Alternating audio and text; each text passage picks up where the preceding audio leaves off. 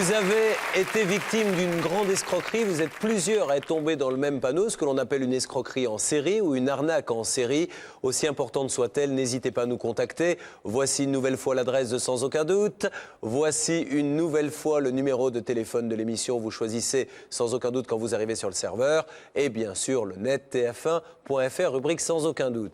Alors, nous sommes là pour défendre ceux qui se font avoir. Et ça va certainement vous rassurer quand vous vous dites « Ah mince, comment j'ai pu tomber dans le panneau ?» Nous-mêmes, on se fait avoir. Et je vais vous le prouver dans quelques instants. Accueillons sur ce plateau un couple que nous aurions espéré ne jamais revoir. Vous allez comprendre pourquoi. J'appelle Samy et Anen. En juin 2001, Samy et Anen Choc achètent sur plan un appartement dans un immeuble de standing en banlieue parisienne. Malheureusement pour eux aujourd'hui, leur appartement n'a toujours pas été livré. Samy et Anen, bonsoir. Comme je le disais il y a quelques instants, nous pensions que nous ne vous reverrions jamais. Eh bien, nous étions loin du compte. Nos téléspectateurs vont tout de suite comprendre. Et après, j'aurai des choses à vous montrer qui vont certainement vous faire halluciner. Le résumé des faits, regardez. Moi, je suis à la rue, j'essaie d'avoir des explications. Quel est mon intérêt de vous dire l'inverse? Bah, j'en sais rien. Bon, alors Pour dégager votre... vous dites quelque chose, je vous crois. Ah bah non, j'ai pas l'impression. Bah non. Où on essaie de trouver une solution. Moi, je vous dis des choses, je suis pas tenu de vous dire. Vous n'avez pas à rentrer dans la gestion de l'intérêt. Faites ce que vous voulez, vous m'attaquez au tribunal, vous avez tous les droits. Vous n'avez pas le droit de rentrer dans la vie de ma société. Les rapports entre Samy, Anen et ce promoteur sont pour le moins houleux. En témoigne cette caméra cachée réalisée il y a quelques semaines par notre équipe. Cela fait maintenant 2 ans que ce conflit dure, 2 années que notre couple attend la livraison d'un appartement qu'il a acheté sur plan. Systématiquement, dès qu'on sent le vent tourner et qu'il y a de plus en plus de problèmes, on change d'interlocuteur. Alors soit les gars se font virer, soit ils changent de société. Donc ça fait déjà le 3e interlocuteur qu'on a en l'espace de 2 ans. On nous trimballe à droite à gauche, on nous donne systématiquement les mêmes réponses. Le promoteur n'est jamais responsable. Il paye des entreprises, les entreprises font le boulot et s'ils font des conneries, il n'est pas responsable. Aujourd'hui, Samy et Anen ont été obligés de retourner vivre chez les parents de Samy car ils avaient logiquement donné congé à leur ancien bailleur. Ce n'est pas vraiment la vie de famille dont ils avaient rêvé et leur cas est loin d'être unique. Lors de notre enquête, nous rencontrons d'autres familles désabusées. Toutes sont passées par ce même promoteur, toutes ont été obligées de se reloger à leurs frais en plus du crédit qu'elles remboursent pour rien.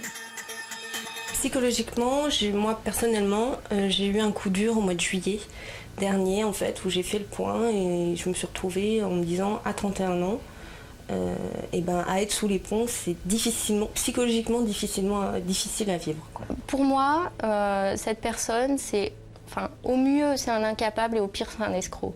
Et je ne sais pas situer entre les deux. Je sais pas si c'est vraiment qu'il ne sait pas faire mieux ou si c'est un voleur. Un homme pourtant a eu plus de chance. Il nous confie par téléphone être parvenu à trouver un accord avec le fameux promoteur, mais au prix d'efforts considérables. Est-ce que vous savez pourquoi il vous a contacté? Est-ce que vous savez pourquoi il a versé directement à l'agence immobilière des loyers?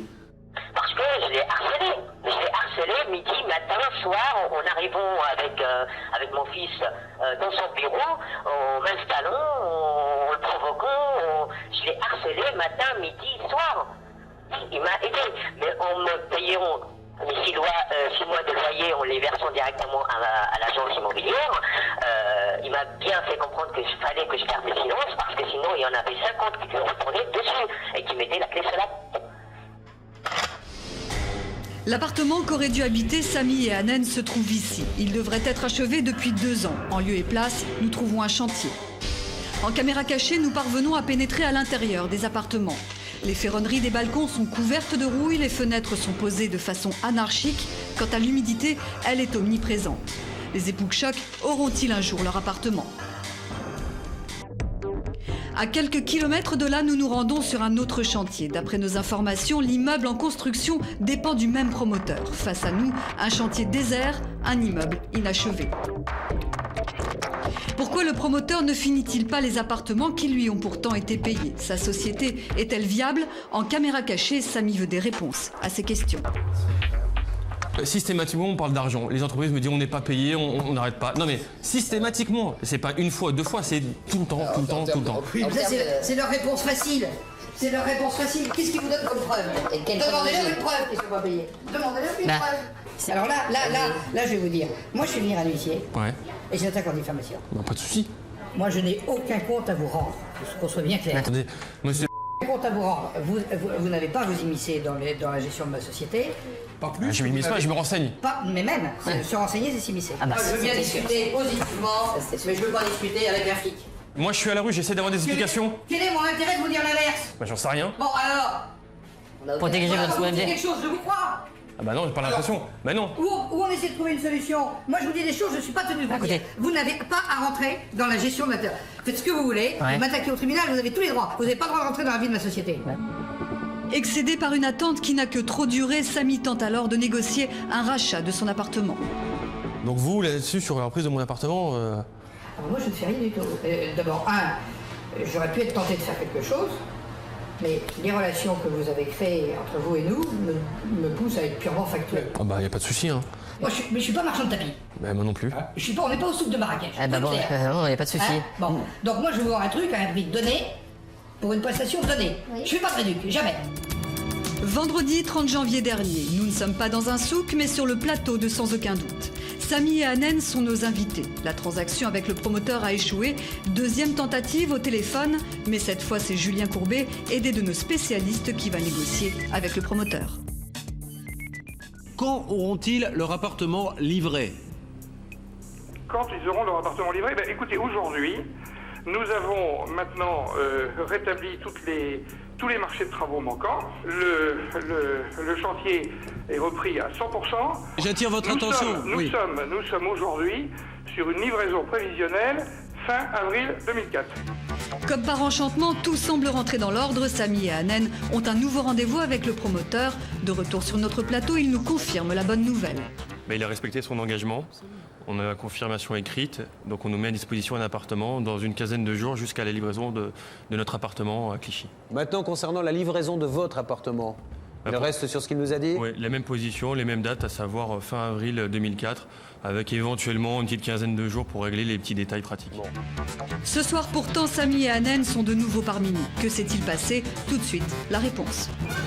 Effectivement, ils sont de nouveau parmi nous. Le résumé est signé Stéphane Martin. Alors pour nous, l'affaire était classée. Il y avait un appartement qui vous était prêté et puis une livraison de l'appartement acheté en avril. Or, retournement de situation, vous avez reçu un courrier? Suite à l'émission, on avait un papier, un engagement écrit du promoteur nous prêtant un appartement. Que vous allez me permettre de lire, parce qu'il est très clair et précis. Il m'est donc agréable de vous confirmer que ma société met à votre disposition pour votre usage exclusif un appartement de 4 pièces dans la résidence, etc., etc.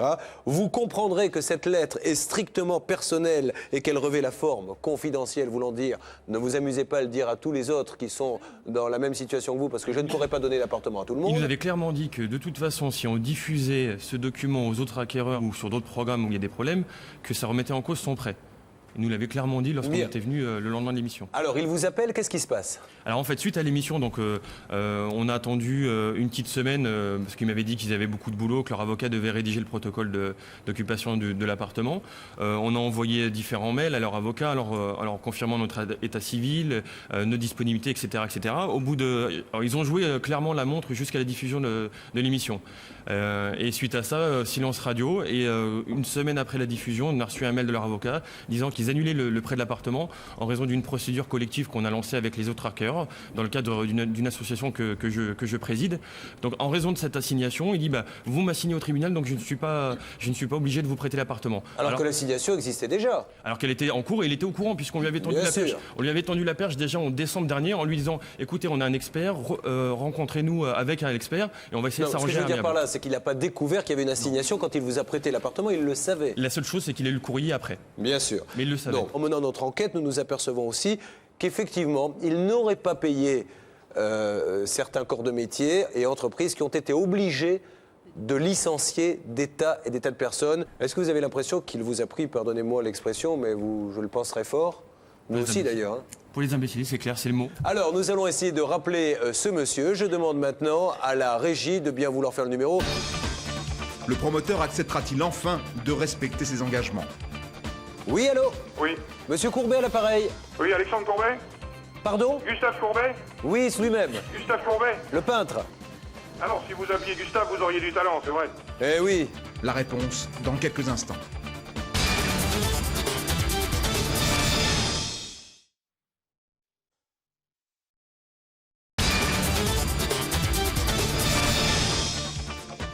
Il y a quelques minutes, nous recevions Sani et Anen. Ils ont acheté un appartement que le promoteur ne leur a jamais livré. Et pourtant, ils remboursent le crédit. Il y a quelques semaines, le promoteur leur avait promis sur le plateau de Sans Aucun Doute de les loger en attendant la livraison très prochaine de leur appartement. Il n'a pas tenu ses engagements. Cette fois-ci, acceptera-t-il enfin de faire rentrer les choses dans l'ordre ?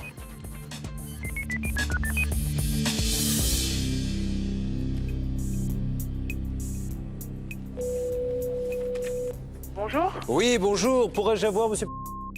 Patientez, s'il vous plaît. Merci. Allô? Oui, Julien Courbet à l'appareil. Allô? Allô? Allô? Oui, allô? Allô? Oui, allô? Oui. Monsieur Courbet à l'appareil. Oui, Alexandre Courbet? Pardon? Gustave Courbet? Oui, c'est lui-même. Gustave Courbet? Le peintre. Alors, si vous appeliez Gustave, vous auriez du talent, c'est vrai. Eh oui. Non, mais j'accepte, monsieur, vous avez raison, c'était un grand peintre et je reconnais qu'à côté de lui, je ne suis pas grand-chose. Non, ça c'est bien vrai. Mais lui finissait ses tableaux.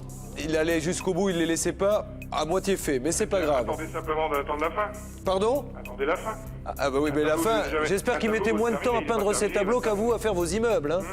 Bon alors, vous avez envoyé une lettre confidentielle, vous avez attiré mon attention sur l'ampleur des difficultés, etc. Je suis extrêmement sensible à votre situation actuelle. Il m'est donc agréable de vous confirmer que la société, la vôtre donc... Je vous entends très mal.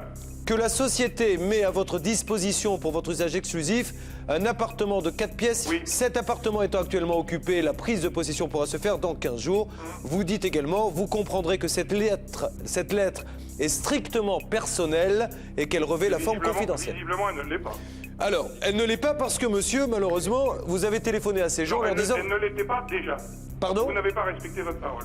C'est-à-dire? Eh bien, elle n'était pas confidentielle du jour même où je l'ai fait, vous en aviez possession. Vous n'avez pas respecté votre parole. Dans la minute où j'ai écrit cette lettre, vous l'avez eue. On l'a pas lu, monsieur? Si, vous l'avez eue. Mais non, on l'a pas lu. Si, vous l'avez eue. Et comment vous le savez? Ben parce que je le sais, puisqu'il y a quelqu'un qui a regardé votre émission et vous l'avez dit vous-même dans l'émission. Je sais que vous l'avez eu. Ah, mais on ne l'a pas lu, monsieur. Non, je sais que vous l'avez eu. Cette lettre était confidentielle. Ah oui, mais je ne l'ai pas lu. Donc, à partir du moment où vous l'avez eu, elle n'est plus confidentielle. Je ne suis plus tenu par le contenu de la lettre. Alors ça, monsieur, il faudra montrer ça et prouver ça devant un tribunal, puisque c'est là que ça va se terminer, sur le côté confidentiel, puisqu'elle n'a pas été lue en plateau. Tout à fait d'accord pour être devant le tribunal. Bien. Donc aujourd'hui, monsieur, vous les plantez une nouvelle fois? Monsieur, j'ai écrit une lettre très claire. Vous êtes bien une émission de télévision. Tout à fait. Vous n'êtes pas un juge. Non. Vous n'êtes pas un tribunal. Non. Vous n'êtes pas responsable de vos actes devant la loi française. Ah si. Ah bon? Je suis responsable de mes actes devant la loi française comme tous les Français, monsieur. Bon, vous n'êtes pas juge. Non. Vous êtes bien d'accord avec ça? Ça, je suis certain. Donc, je n'ai aucun compte à vous rendre à titre privé. À titre privé. Je ne vous dois rien du tout. À titre privé, vous êtes bien non. d'accord aussi. Non, non, mais vous avez des comptes à rendre à 2 personnes qui sont là et qui vous écoutent. Alors, ces comptes à rendre, monsieur Tchoc m'a attaqué devant le tribunal. Vous savez très bien quel est l'objet de l'assignation. À partir du moment où il m'a attaqué devant le tribunal, je me porte maintenant devant le tribunal. On n'est plus dans du domaine privé, on est dans du domaine judiciaire. Donc, pour une expertise. Laisse la justice faire son œuvre. Il n'y a pas de raison que vous soyez supérieur au tribunal d'instance et au président du tribunal d'instance. Donc, je réserve mon action devant le tribunal. Alors, Maître Novakovic. Ah, monsieur, Et donc, j'ai terminé. Non, simplement, un petit mot, juste un mot, monsieur. Vous êtes un homme public, monsieur. Monsieur, je ne suis pas juge, mais d'un autre côté, vous êtes un homme public.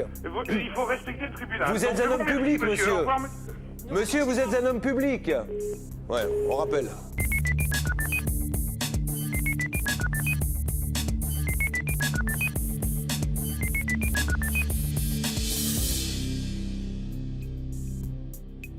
Allô? Oui, c'est Julien Courbet. Oui, alors le harcèlement, ce n'est pas exactement... Non, mais on avait juste un mot à vous dire, monsieur. Le harcèlement téléphonique, c'est un délit, monsieur Courbet. Attaquez-moi, monsieur. Le harcèlement téléphonique, c'est un délit. Attaquez-moi en justice. Tout ce que j'avais à vous dire, je n'ai pas l'intention de vous dire quelque chose de plus. Mais monsieur... Bien, ne vous inquiétez pas tous les deux, je suis vraiment navré que ce se soit passé comme ça. On a fait, nous, tout ce qui nous semblait être en notre possession, en notre pouvoir surtout, pour faire avancer ce dossier. Mais nous allons continuer aussi longtemps qu'il le faudra. Il va vous falloir encore un petit peu de patience. Et nous allons essayer d'obtenir quelque chose pour vous, d'accord? Merci à vous. Merci à vous deux.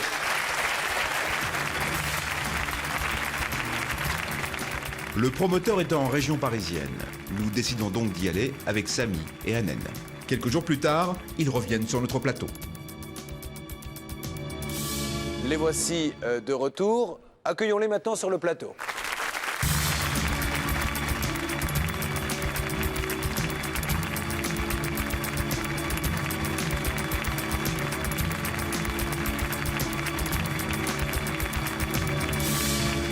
Samy et Hanen, bonsoir. Bonsoir. Veillez à faire votre changement d'adresse pour votre courrier, puisque vous passez plus de temps maintenant ici qu'ailleurs. Donc on sera prêt à ouvrir votre courrier, à s'en occuper.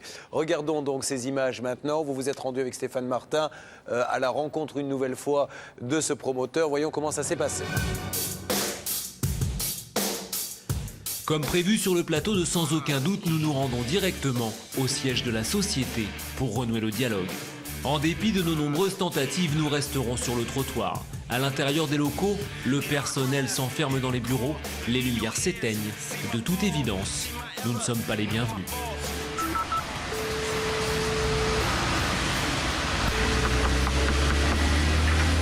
Elle se cache bien. Suite à l'entretien téléphonique tout à l'heure, ils ne veulent pas nous recevoir, ils ne veulent pas prendre leurs responsabilités, ils ne veulent pas s'exprimer. Voilà, c'est comme ça depuis 2 ans et là c'est dans la caméra. Qu'est-ce que vous pensez de ce monsieur? On passe ses responsabilités, de toute façon c'est comme ça depuis le début et ça ne va pas changer jusqu'à la fin. Donc on a eu raison de faire confiance à la fin, de laisser tout ça dans les mains de la justice et on va voir ce qui va se passer maintenant. Il n'y a pas un moment où c'est vraiment... Si on s'écoutait, on ferait une connerie. Si on s'écoutait, je pense que je mettrais un coup de pied dans la porte et je rentrerais. Mais sauf que c'est la seule chose qu'il cherche, c'est faire des problèmes avec ses acquéreurs et derrière se faire passer pour la victime comme il a l'habitude de le faire. Alors ça s'est pas vraiment bien passé puisqu'il n'a pas voulu ouvrir. Racontez-nous un petit peu, ils étaient là? Ils étaient là, ils ont fait mine ils se sont cachés tout simplement, ils ont éteint les lumières. Mais vous les avez vus se cacher? Ah oui, on les a vus à travers... Vous l'avez reconnus? Oui, on les a reconnus. C'était au comble du ridicule. La secrétaire a éteint les lumières, s'est plaquée contre le mur, il n'y avait plus personne. On nous a raccroché au nez une dizaine de fois à l'interphone. C'est un film américain. Pas de nouveau d'ailleurs depuis. Alors si, il y a un peu de nouveau. Alors on a reçu la semaine dernière un courrier du promoteur nous confirmant une nouvelle fois la livraison fin avril prochain. On reste assez craintif dans la mesure où de ce type de courrier, on en a reçu une dizaine depuis l'acquisition de notre appartement. Et à chaque fois, on nous promet des dates qui sont remis en cause 15 jours avant. Alors il y avait un autre point également que nous voulions aborder, c'est que ce monsieur s'énerve la première fois où vous allez chez lui, quand vous vous mêlez un peu de sa façon de gérer. Il monte sur ses grands chevaux, je gère très bien mes affaires, etc. Et malheureusement, nous avons fouiné un petit peu et nous avons découvert, grâce à vous d'ailleurs, quelque chose que je propose maintenant à nos téléspectateurs de découvrir. Stéphane Martin. Pour obtenir d'autres informations, nous poursuivons notre enquête. Après plusieurs jours de recherche, nous réussissons enfin à entrer en contact avec un ancien salarié de cette société immobilière. Et il semble bien connaître les méthodes du PDG. Moi, c'est vrai que j'ai un peu du mal à le cerner. Parce que je sais pas trop quoi en penser, parce que j'ai du mal à savoir s'il est vraiment malhonnête ou pas. Bah écoutez, moi ça fait 10 ans que je le connais, ça fait 10 ans que je me pose la question. Et à chaque fois je me fais baiser. Donc... Quand est-ce qu'on peut se voir alors demain? Je sais pas, proposez-moi sauf en fin d'après-midi.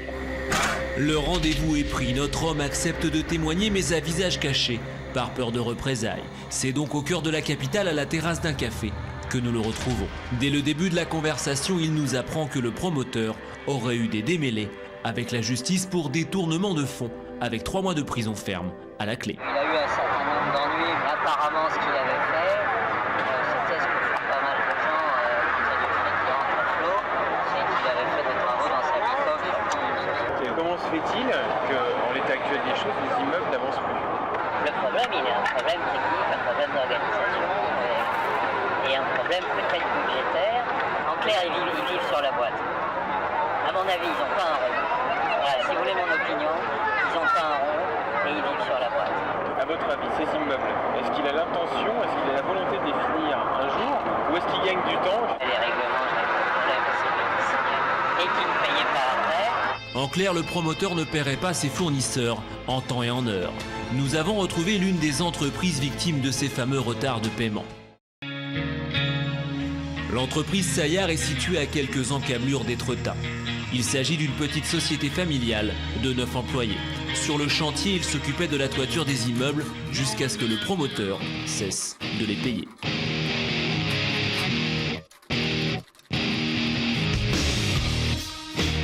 La méfiance est venue tout de suite, c'est-à-dire que d'un moment donné où on avait nos factures, on émettait nos factures tamponnées par l'architecte et vous revenez soit non acceptées par le maître d'ouvrage parce qu'il trouvait qu'il y avait des malfaçons ou il cherchait à démontrer les malfaçons. De là, on s'est méfié, on a été beaucoup moins rapide sur le chantier.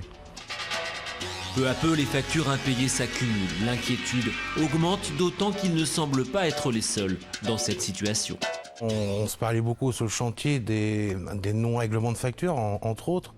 Et là, on s'est dit que toute entreprise qui était sur le chantier n'était pas payée. Il y avait un problème de règlement dès le départ, dès la base. Donc on ne pouvait pas avancer correctement comme nous le demandait le maître d'ouvrage parce qu'il nous faisait la pression pour qu'on puisse avancer et il ne nous payait pas d'un autre côté. Donc on a vu que c'était plus possible.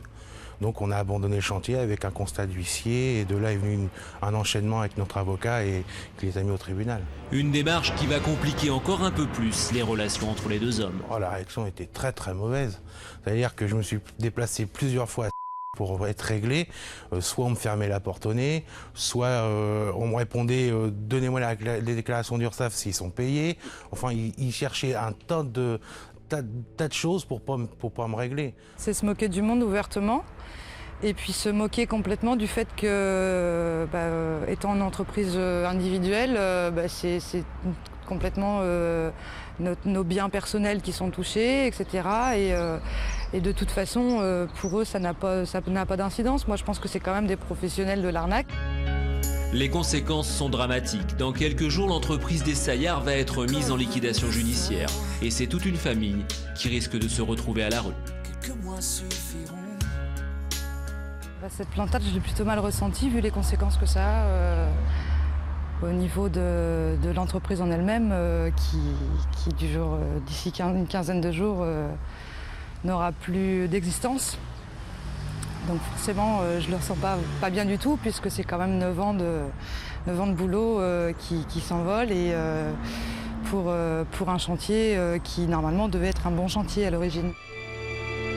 À chaque instant, la liste des victimes de cette société de promotion immobilière s'allonge. À ce jour, les travaux sont suspendus. Le dossier se trouve désormais entre les mains des juges. Voilà, et apparemment, malheureusement, ce monsieur n'aurait pas toujours payé rubis sur ongle, ce qui a mis, on l'a vu dans ce reportage, des personnes dans la difficulté. Nous avons sur ce plateau un couple qui est là, Éric et Virginie Saillard. Bonsoir, soyez les bienvenus, prenez votre micro. Donc monsieur, racontez-nous, vous-même, vous étiez artisan, quelle était votre profession? Je suis artisan couvreur. Vous avez travaillé donc pour ce monsieur? J'ai travaillé pour ce monsieur, oui. Directement? Directement, j'ai eu un marché en direct chez ce monsieur à... D'accord, et vous n'avez pas été payé? Actuellement, il me reste une facture de 30 000 € à me devoir. 30 000 €? Et je suis dans un impasse d'être en liquidation à cause de lui. Vous allez peut-être liquider votre entreprise à cause de cela? À cause de lui, parce que je dois 20 000 € à l'URSSAF, qui ne veut pas échelonner sa créance. Et là, vendredi, je passe au tribunal au Havre pour ça. Bon, j'espère vraiment que vendredi, vous allez pouvoir échapper tous les deux à cette liquidation. Vous avez des employés? J'ai 2 salariés. J'ai essayé de me battre contre l'URSSAF pour qu'ils échelonnent la dette. Et je peux faire que ça. Sinon, un étalement pour que je puisse vendre mon pavillon pour réussir à survivre à ça. Faut pas faire ça. Ne le faites pas. Hein. On en est à ce point-là actuellement. Je pense que toutes les personnes devraient vraiment s'associer et faire en sorte de diligenter une procédure devant le doyen des juges d'instruction. Aujourd'hui, on a pas mal d'éléments, beaucoup d'éléments de preuve pour déposer une plainte. Maître Fellonneau, les conseils maintenant, qu'est-ce que l'on peut dire? Quand l'appartement n'est pas livré à temps, s'il n'y a pas immédiatement une nouvelle date de livraison relativement proche qui est fixée, s'il n'y a pas un dialogue, une communication qui s'instaure entre le promoteur et les clients qui ont acheté, vous pouvez être sûr que ça sent mauvais et qu'il ne faut pas attendre. Parce que finalement, au final, on a quoi? On a des entrepreneurs, les sous-traitants qui font faillite. Parce que c'est pareil, ils n'ont pas osé assigner en paiement. Il y a quoi? Il y a des gens qui sont comme vous, c'est-à-dire qui sont dans le dénuement le plus complet, qui payent un crédit pour un appartement qu'ils n'ont pas. Et puis finalement, pour avoir un promoteur qui continue à faire des chantiers et qui se permet, et qui lui aussi est dans un engrenage qui peut être sans fin. Tout ça finira mal, et encore plus mal parce que les affaires, finalement, sont chaque fois de plus en plus graves. Alors, il faut assigner plus vite. Moi, je crois que c'est mon conseil. Il faut assigner et ne pas permettre que les gens continuent à faire ce genre d'exactions. Merci Nathalie. Bon, Samy et votre épouse Annen, on va se retrouver une nouvelle fois sur le plateau, parce que maintenant, allons-y pour toute l'année. On va faire des points tous les mois, se retrouver certainement à la radio, retrouver notre couple également, mais on ira jusqu'au bout de cette affaire, d'accord? Merci beaucoup. Merci Sani, merci Annen. On vous retrouve d'ici quelques semaines pour savoir s'il y a eu une avancée dans tout ça, d'accord? Merci. Merci à tous les deux, on vous accompagne.